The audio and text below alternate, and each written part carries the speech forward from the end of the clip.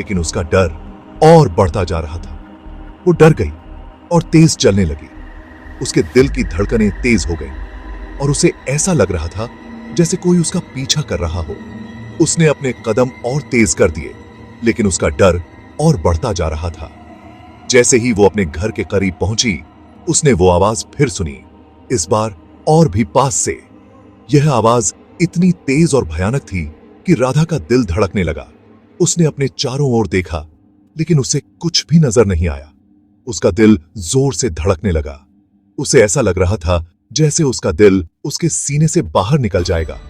उसने अपने कदम और तेज कर दिए, लेकिन उसका डर और बढ़ता जा रहा था। फिर जाने कहां से किसी ने उसे पीछे से पकड़ लिया। यह पकड़ इतनी मजबूत थी कि राधा को लगा कि वह छूट नहीं पाएगी।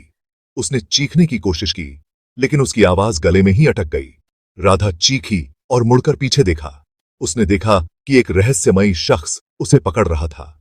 उसका चेहरा अंधेरे में छुपा हुआ था, लेकिन उसकी आंखें चमक रही थीं। राधा ने अपनी पूरी ताकत से उसे धक्का दिया और भागने की कोशिश की।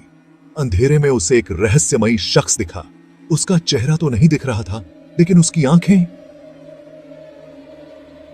वे आंखें इतनी भयानक थीं कि राधा का दिल धड़कने लगा।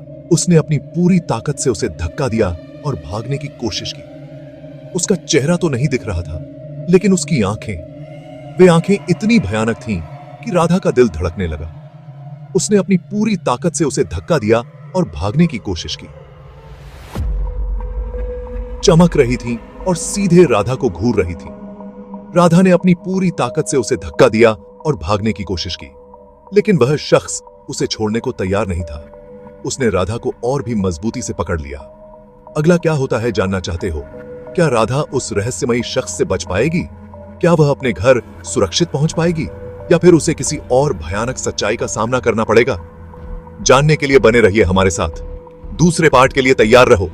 इस कहानी का अगला हिस्सा और भी रोमांचक और रहस्यमयी होगा, तो बने रहिए हमारे साथ और जानिए राधा की इस भयानक रात की पूरी कहानी।